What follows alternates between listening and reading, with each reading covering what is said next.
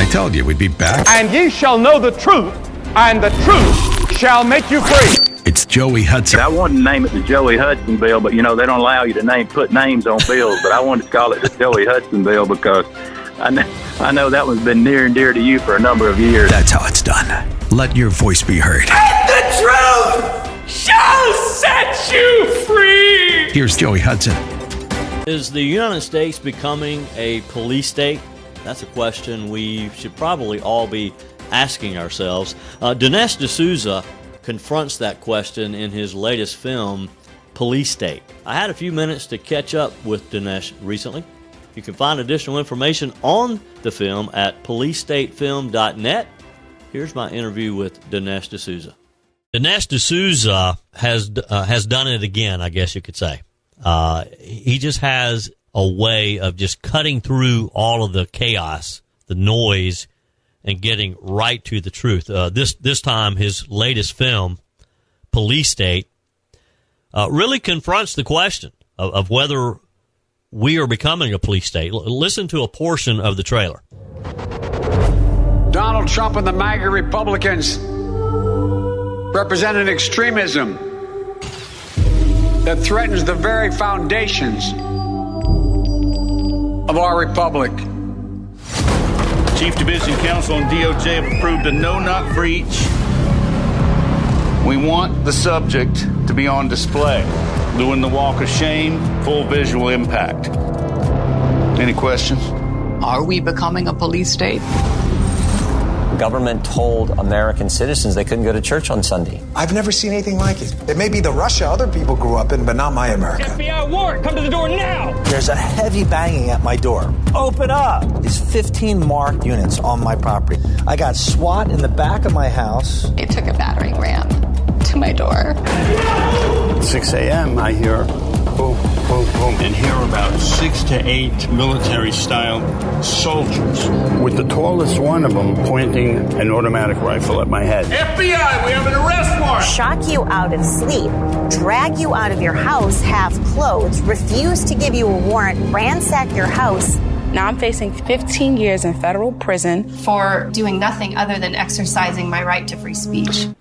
On our guest line this morning, Dinesh D'Souza. Good morning, sir. How are you? I'm doing fine, thank you. Thanks for having me on. It's always a pleasure to have you on, Dinesh. So in your new film, Police State, you define what a police state is. You show how it got started, how it operates, who's behind it, who's in charge. This is some scary stuff. Yes, and it is a police state that has come at us extremely fast. By that I mean that even 5 years ago, if I said I was making a movie, Police State, people would think I was making a movie about North Korea or Cuba or Venezuela, some other country, not this country. But we've seen censorship, we've seen mass surveillance, we've seen, of course, the attempt to go after the leader of the opposition party with a shotgun array of charges. We've seen political prisoners now turn up in this country. So this is an alarming phenomenon, and this film brings it home to you, because there are going to be Americans who say, well, I'm not Trump, and I didn't go in the Capitol on January 6th, and I pay my taxes, so, I'm okay. I'm never going to see the FBI come through my door. And I'm out to convince that guy that, be more careful. You couldn't really be more wrong. Yeah. In one sense, they really aren't necessarily trying to hide what they're doing, are they? In a recent news article, for example, and let me read the first paragraph.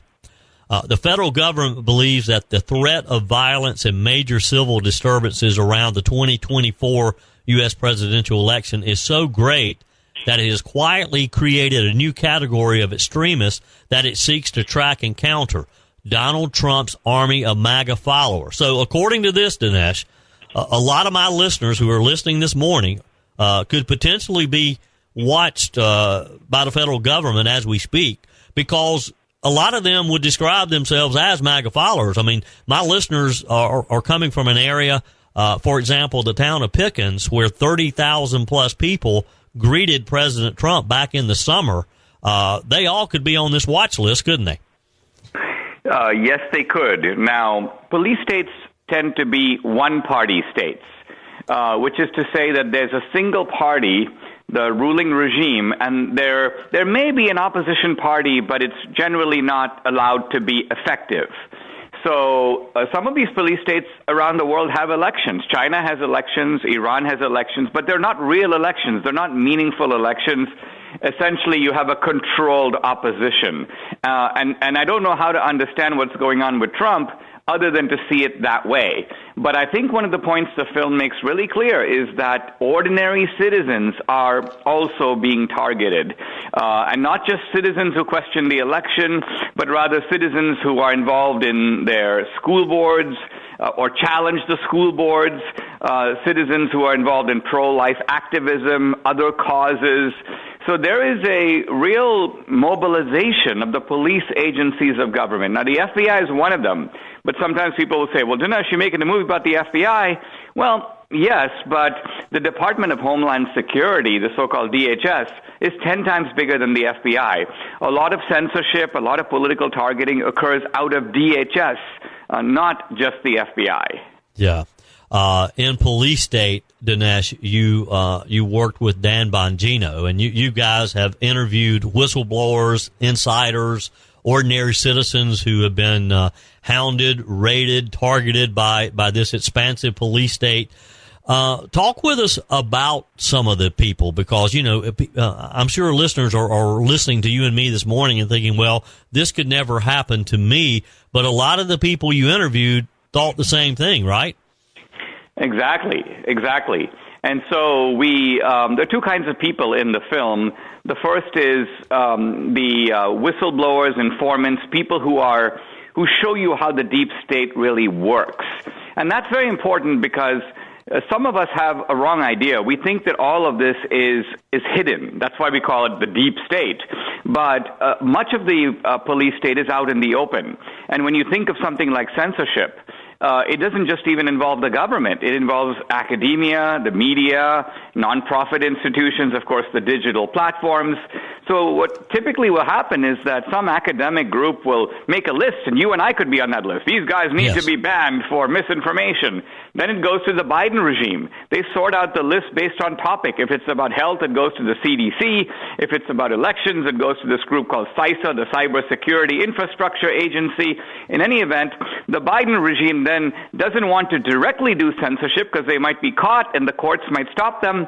So they hand off the list to some intermediary, some nonprofit group like the Stanford Internet Observatory or this group called the Virality Project. Okay, guys, you take the list and you give it to the digital platforms, and then the digital platforms ban you to the cheers of the media. So look at this kind of octopus of censorship stretching across the private and the public sector. Well, what we do in the movie is we also show a lot of ordinary people who feel the breadth of the police state on their face.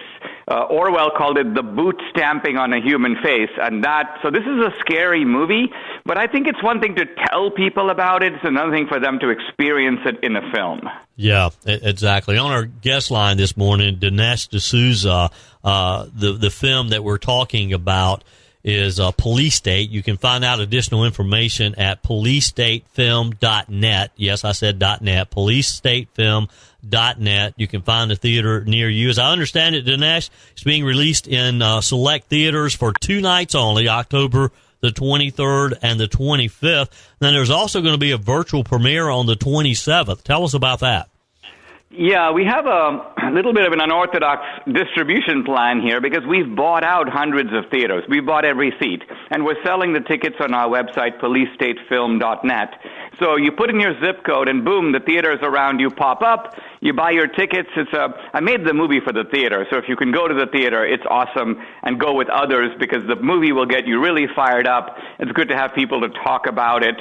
But if you can't make it to the theater, then we have a virtual premiere on Friday, October 27th. You can watch at home. It's the first time people will be seeing the film nationwide, and we will have the whole film and a live Q&A with Dan Bongino and me to follow, and that's all for the price of a movie ticket. Now, the key point is that you can't get these tickets at the theater or Fandango. There's only one place to get the tickets, both for the theaters and for the virtual premiere, and that is the website, policestatefilm.net. So that's where you go, policestatefilm.net. policestatefilm.net. We'll put that on our website, and I'll put it on our text line, too, as a keyword, so you have that. And by the way, folks, as you're listening this morning, there are plenty of places in our listening area. For example, Asheville, North Carolina, Hendersonville, North Carolina. You folks in Western North Carolina, you can see it there. In Spartanburg at the NCG Cinema. For our Northeast Georgia listeners, in Athens and Lawrenceville. So there's plenty of opportunities in the theater. But of course, everyone you can participate in the premiere, the virtual premiere on the 27th as well. policestatefilm.net. So let me ask you, Dinesh, when you ask the question, is the United States becoming a police state? Your answer, of course, is yes. You acknowledge that both sides of the political aisle agree, but you also say that the only difference is that each side accuses the other of seeking to establish a police state. So this is not necessarily a Democrat versus Republican issue. Yeah, the Rasmussen survey did a poll about, is America becoming a police state? That was my idea. I was talking to them. I'm like, hey, I wonder if Americans agree with me that we are moving in this direction. And 76% of people said that they thought yes. And I thought, wait a minute. You got one party, the Democrats, the left, that is helping to build the police state, but they think that they're also worried about a police state. And it turns out that there are Democrats, and I've talked to some of them, where they go, oh yeah, Trump is the real authoritarian. You Republicans are trying to take away abortion rights and trans rights. So, yeah, I'm very worried we're becoming a police state, but the threat is coming from the right. So I thought, wait a minute, in the film, instead of just asking, are we becoming a police state, let's also examine who is right, who is correct in pointing the finger at the other. And the way you answer the question, of course, is you define a police state, you show the origins, the genealogy of it, you also show how it operates, who's kind of orchestrating it, and finally who's in charge. And when you answer those questions, you know exactly who is building the police state. Yeah. Dinesh D'Souza, thank you for the work that you do. Again, folks, you can see this 2 nights only, October 23rd, October 25th. Go to policestatefilm.net, enter your zip code, and again, there are plenty of theaters in our listening area for you to see this, and then the 27th, the virtual premiere. Dinesh D'Souza, it's always a pleasure. Keep up the good fight. Thank you.